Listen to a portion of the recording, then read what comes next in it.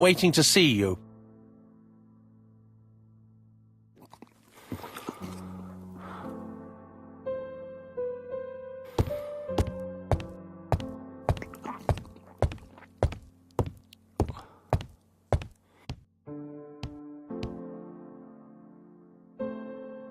This man is tired.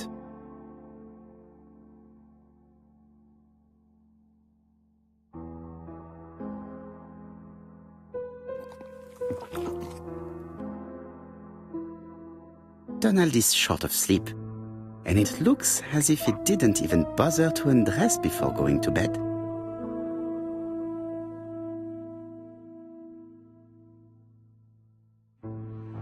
Mr. Poirot, I don't know why I'm here.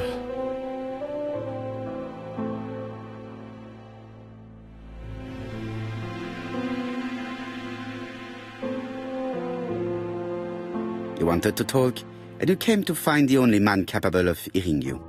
Mr. Poirot, since Betty's death, I've doubts about myself. I don't know what to do. And I keep having a horrible dream 3 nights in a row.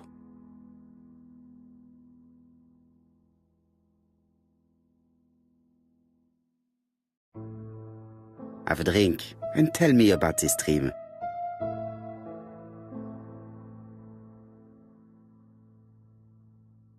It's always the same. I'm on the beach with Betty. I grab her round the throat, and I squeeze, and squeeze until she's dead. Her head falls back, and I see that it's no longer Betty. It's Megan's face. Have you seen Megan Barnard recently? Yes, our grief has brought us together. I never really knew her before. She's really quite a remarkable girl. But I would never tell her about my dream. Why not? Is it her you are attacking in your dream? No, it's Betty. And once Betty is dead, it's Megan's face that appears in its place. Very interesting. Let us now try and get our brain cells to work.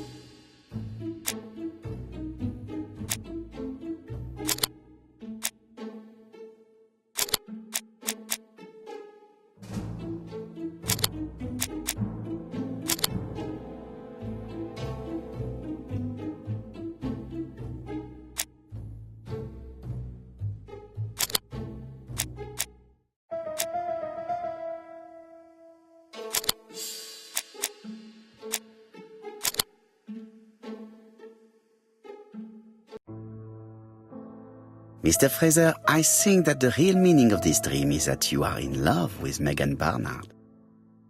Please go on. Do. This dream certainly betrays your guilt. Oh. But what do you feel guilty about? Having killed your fiancée? Possible. Or forgetting her very quickly for her sister? Certainly. And this forgetting is perceived as a second death. So you don't really think I was the one who killed Betty? I do not exclude this theory. I am simply saying that I do not need to know that fact to explain your dream and your guilt. Thank you for being frank, Mr. Poirot. You've helped me a great deal. I'm going back to Bexhill. I'll not take any more of your time up. It is late, Mr. Fraser, and you are tired. I'll sleep on the train. I like trains. It's easy to sleep rocked by the sound of the wheels. Poor boy, he seems completely lost. Well, women seem to like him. I think Megan will take care of him. Oh, I remember. Did you order the product I needed? Yes, we'll be receiving it tomorrow. Bien, it is late, and I asked Miss Gray to come tomorrow morning. I have a few questions I wish to ask her.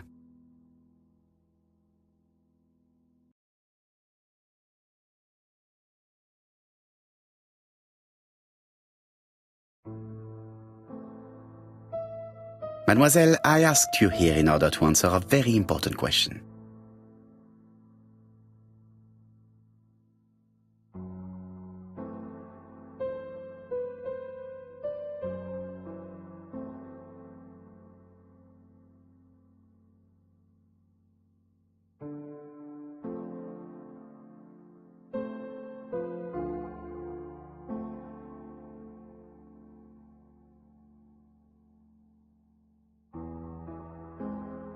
You lied to us, and I demand to know why.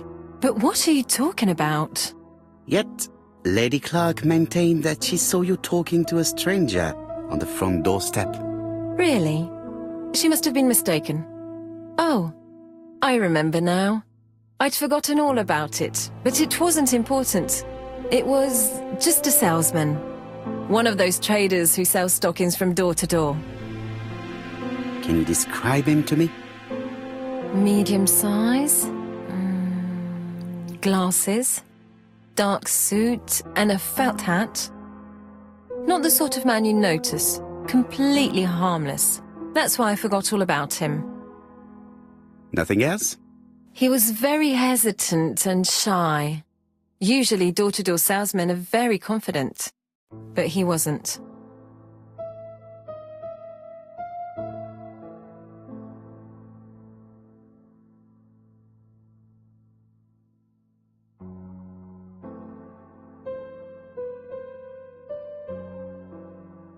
Mademoiselle, the circumstances of your departure do not appear very clear. Mr. Poirot, your questions are offensive. I don't wish to lie. Lady Clark did not appreciate my presence. And Franklin cannot go against the wishes of a sick lady. He is a good man, and he worries a great deal about his sister-in-law. I noticed that you left some personal belongings behind at Churston.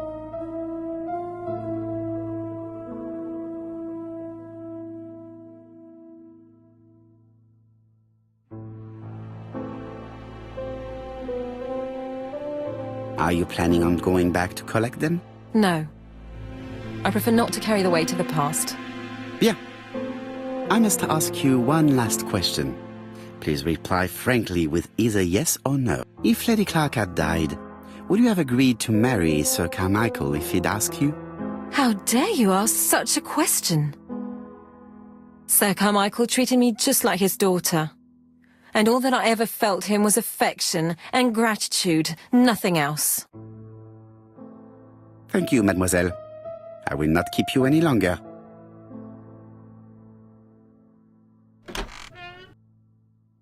I met Thora Grey on the stairs. Her cheeks were ablaze, and she appeared to be deeply hurt. Poirot, have you offended the poor girl again? Do you have good reasons for accusing her? I accused her of nothing, Hastings. I simply asked her an important question she did not answer. Let us see if we can answer it for her. Let us now try and get our brain cells to work.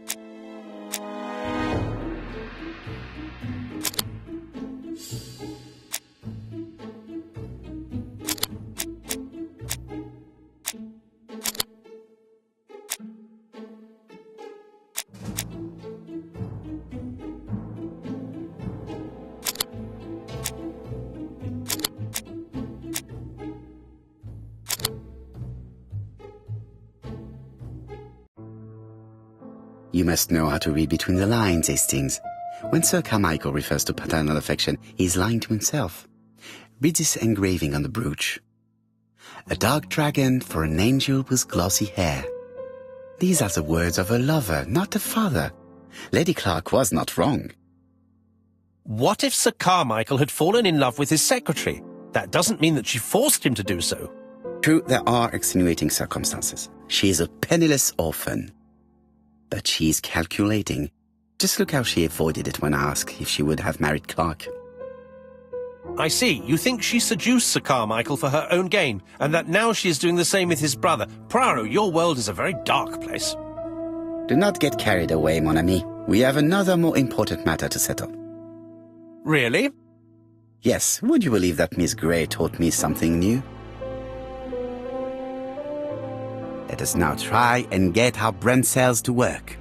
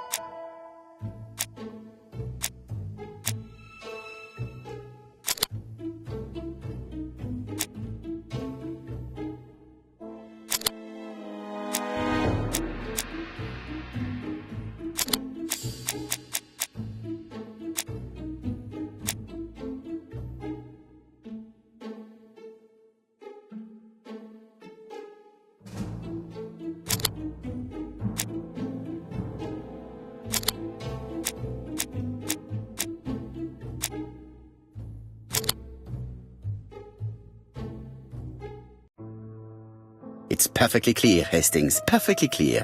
Indeed, a stocking seller visited Andover, Bexhill and Churston on the day of each murder. We have our suspect. This should be of interest to Job.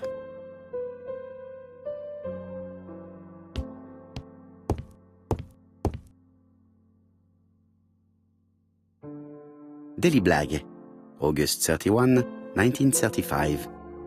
Moustache at half-mast. Poirot's repeated failure in ABC case. Sometimes small things trouble great men. Hastings, faithful collaborator of the Belgian detective, knows something about it. 3 mornings in a row, he confided to us, the cook broke the egg yolks when preparing Poirot's breakfast. This apparently casual event has greatly disturbed my friend, to the point it breaks his concentration and slows his judgment. I also noticed his moustache, of which he is so proud, being duller than usual.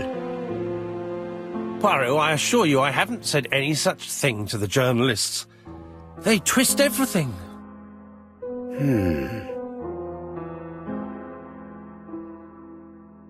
Royal Mathematical and Statistical Society's Bulletin, September the 9th, 1935. The alphabet murder, a methodical madman. it's highly probable that the alphabet murderer will kill again. Could we possibly estimate the number of victims in his next crime? Yes, and it is easy. As soon as we know the ratio of towns, cities and villages whose names begin with a D and the ratio of English people whose names are spelled the same. On the one hand, the ratio of towns, cities and villages in England with a name starting with D, and on the other hand, the ratio of English people with a name also starting with D. After this initial calculation, it is easy to deduce the likelihood of actually being murdered if you belong to the target population. Go to the last page to find our results and details on the calculations.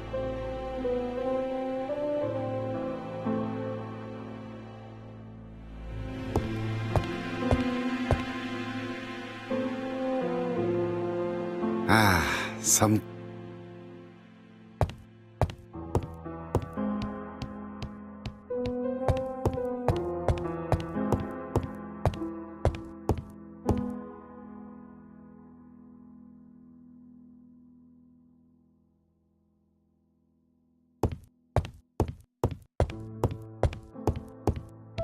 Poirot, since my return, I see that you have fewer grey hairs than when I last saw you. How is that possible? Mon ami, I am sure that you will find the explanation all on your own.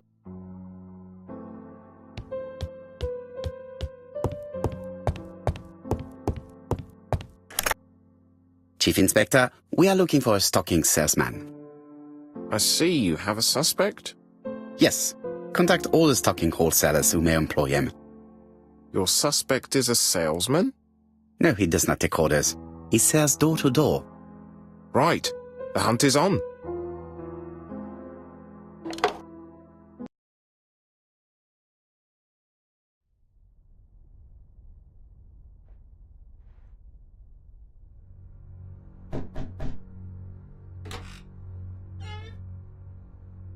Are you leaving, Mr. Cust?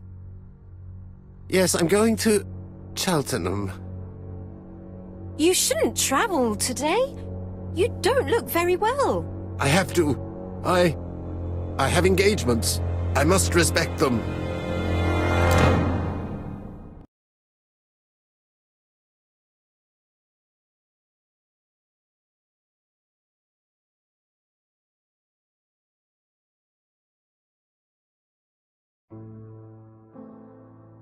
Can you get the post, Hastings? And why don't you go and get it yourself? Très bien. What's going on? I've never known Hastings to be so disagreeable.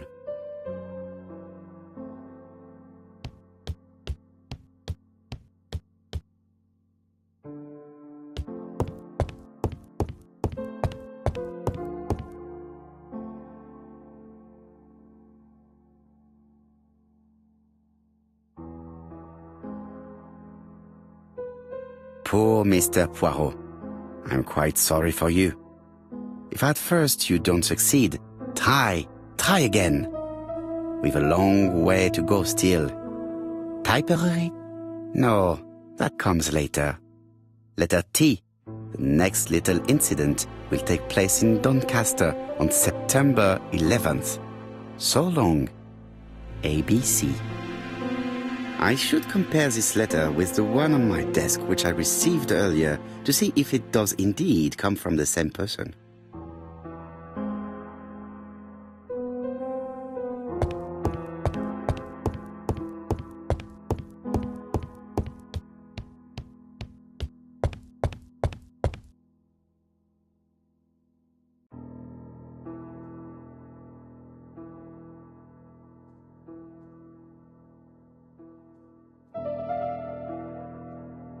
Let us examine this more closely.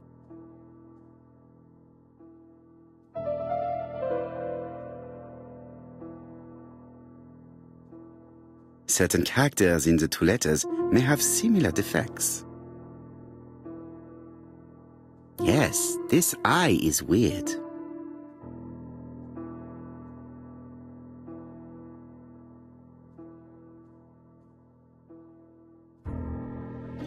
Right. Let us compare this with the other letter.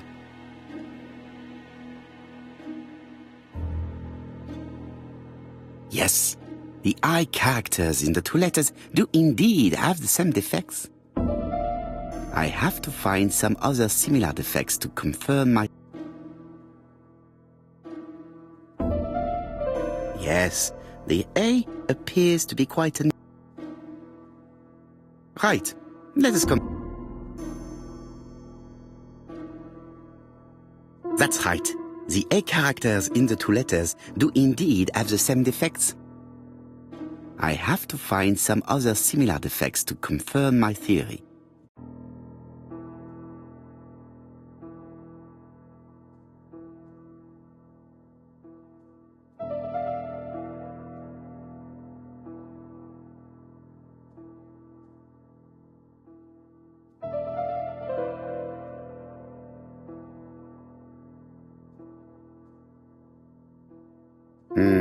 The W is not printed properly. Right, let us compare this with the other letter. Of course, the W characters in the two letters do indeed have the same defects. My theory was right. These two letters were written with the same typewriter. Hastings, he strikes tomorrow. Chief Inspector Japp? He's on another line. Can I take a message? Yes, please, mademoiselle. It is from Hercule Poirot. Tell him ABC strikes tomorrow in Doncaster. He must call me back. Very well, sir. Bien, now I'm going to see what I can find from these burnt documents. I've received the product I need. Hastings, if you do not mind, I would like you to take a few notes. Yes, yes.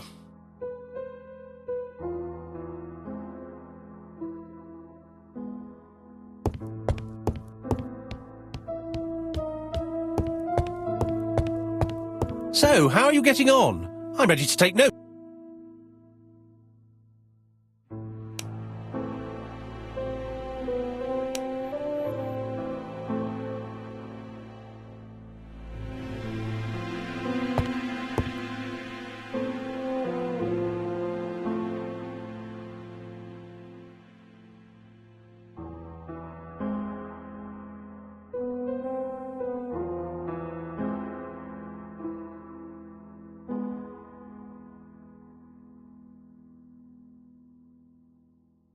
Poor Mr. Poirot.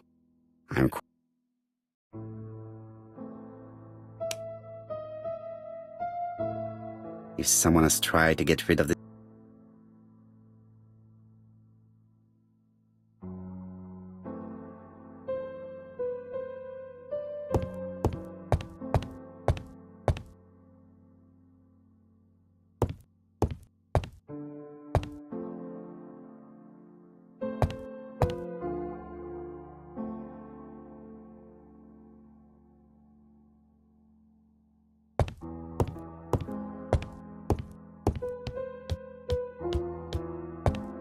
I've finished with this subject.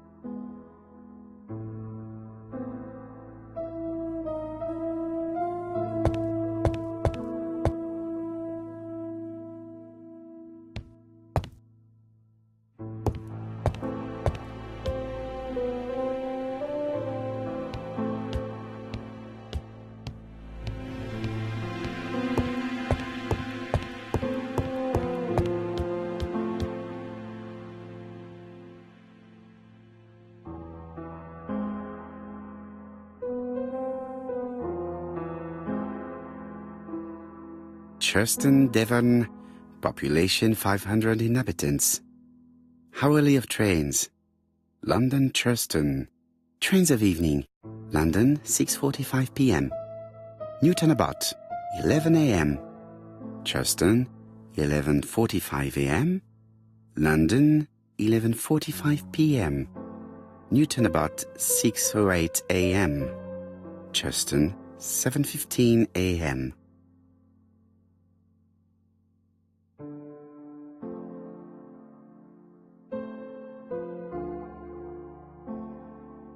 Hastings' photo album.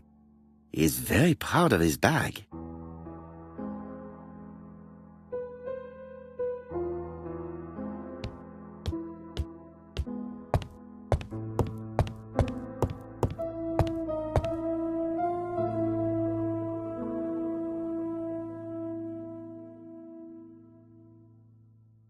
Poor Mr. Poirot.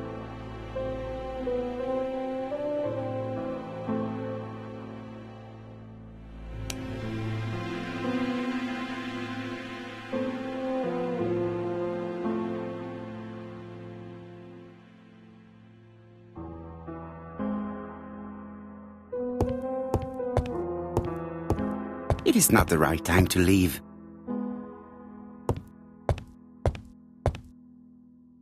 Now, down to work. One of these needs putting in order a little.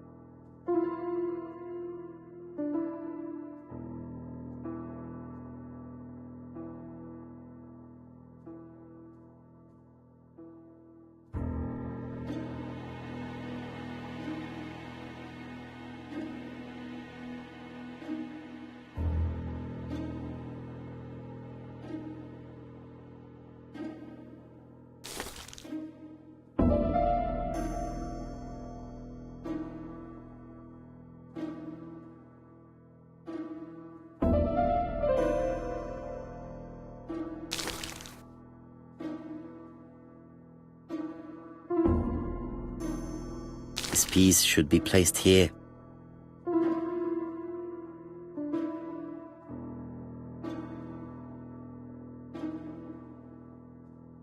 This page will be reconstructed in a flash.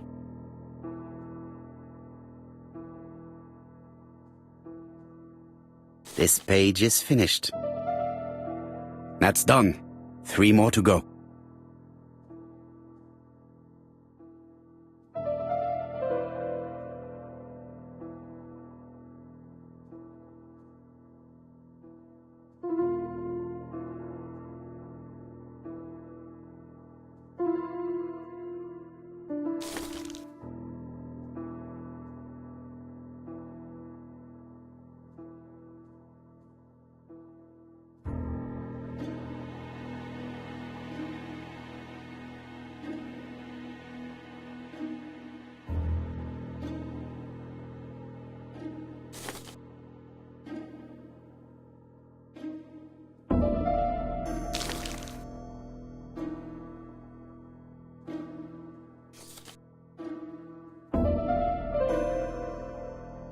This page is finished.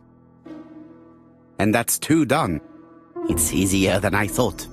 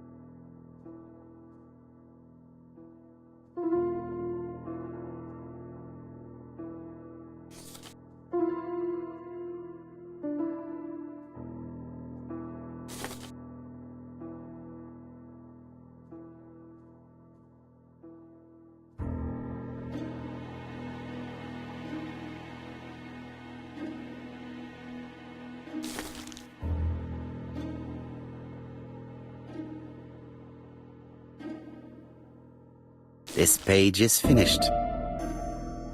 Only one more. Keep going.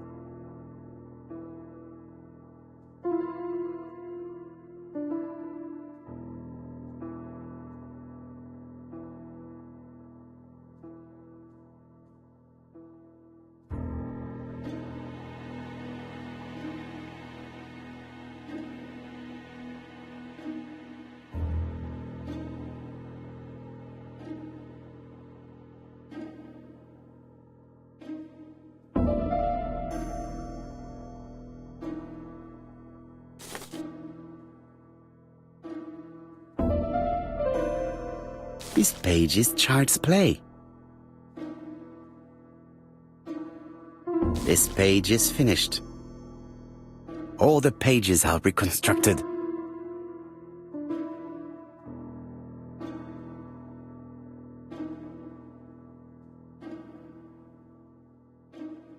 A dry cloth.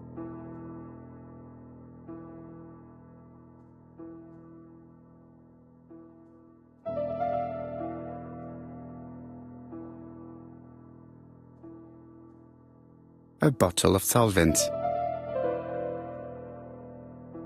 A dry cloth.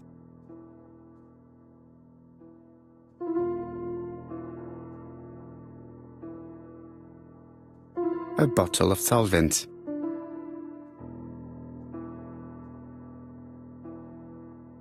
A dry cloth.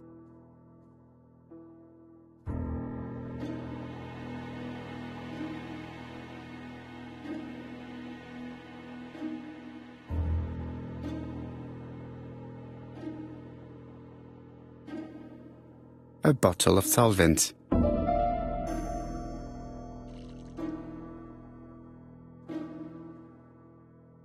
The cloth is now soaked with solvent.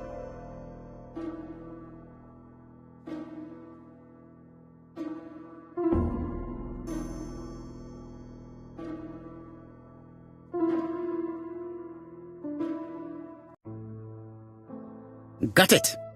Make a note, Hastings, make a note. Mrs. Alice Asher, shop owner in Andover. Tracheitis, hemoptysis, prescribed laudanum. I got it. Look. Poirot, where on earth did you find these files? On a fire at the bottom of the garden at campsite.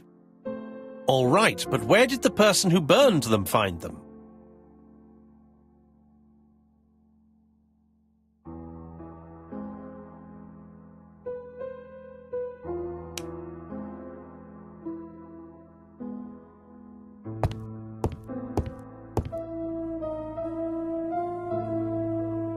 Alice Asher, shopkeeper in Andover. Tracheitis, hemoptysis, chronic cough with loss of blood. Prescribed laudanum-based cough medicine. Betty Barnard, waitress in Bexhill. Chronic bronchitis causing dysphonia. Advised to stop smoking. Betty Barnard. Alexander Bonaparte Cust. War wounded, mustard gas and head trauma. Pulmonary emphysema. Hemoptysis. Coughing fits with blood. Suffers from absences and amnesia. Dick Dudley Dunbar, owner of the Black Swan Hotel in Doncaster. Asthmatic, heart disease, heart condition. Let us now try and get our brain cells to work.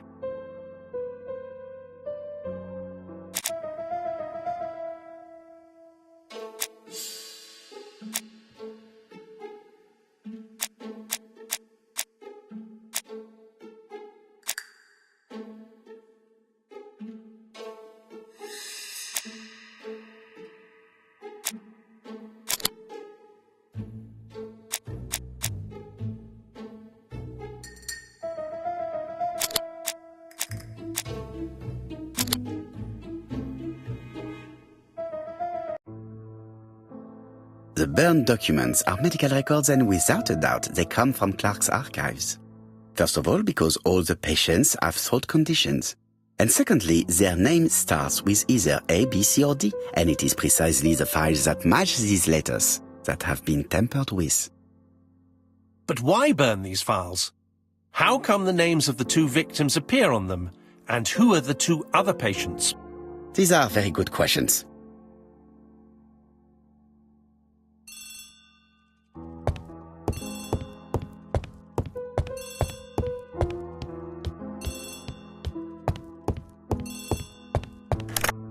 Hello, Poirot? Any news, Chief Inspector? You wanted a stocking seller? We have one. Reported by his landlady who thought he was behaving suspiciously. He has the most unbelievable name.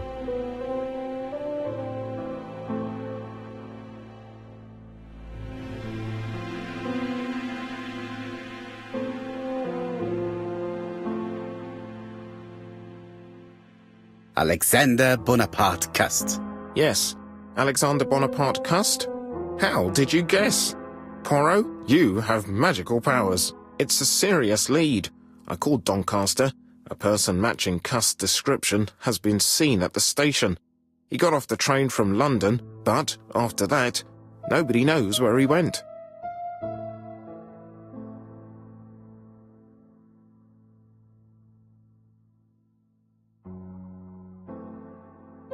Look for him at the Black Swan Hotel. What? How do you know he's there? Trust me, Chief Inspector. You appear to be very sure of yourself. Very well. I'll call the Black Swan straight away. The owner is going to get a shock when he learns that there's a murderer under his roof.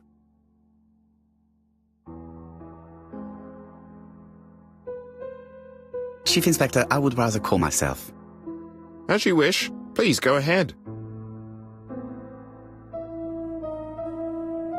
Hello, the Black Swan. Hercule Poirot here. May I speak to the owner? Speaking. Dick Dudley Dunbar. How can I help you? Is there Mr. Cust among your guests? He arrived today. Shall I call him for you?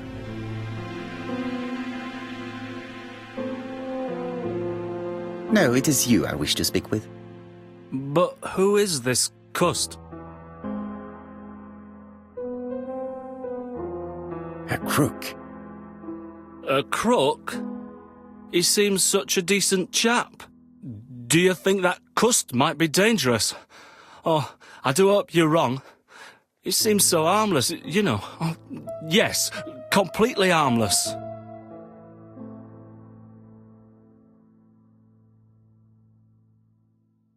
We must not overestimate the danger. After all, we are not absolutely sure he is guilty. What should I do? Watch him. If he leaves the hotel, watch where he is heading. I'll call the police in Doncaster immediately. When they arrive, keep out of the way. Oh, indeed. I shall keep out of the way. I have a bad heart, you see, and a big shot could kill me. Thank you for having warned me. Hello, Poirot. We have some good news. The police in Doncaster have caught our man at the Black Swan Hotel. They're sending him here by train. While we're waiting to question Cust, we could search his room in London. Where does he live? The Marbury Guest House. I'll see you there. Yes, but start without me. First of all, I have to sort out a few details for Cust's transfer. I understand. À bientôt. Hastings, we are making good progress. Please go and search the room of our #1 suspect. With pleasure. I did have a dentist appointment, but I'll cancel. The dentist. So that is why you were so nervous and bad-tempered. A visit to the dentist is never an enjoyable prospect. But an unavoidable one. Go to your appointment, Hastings. I will manage on my own.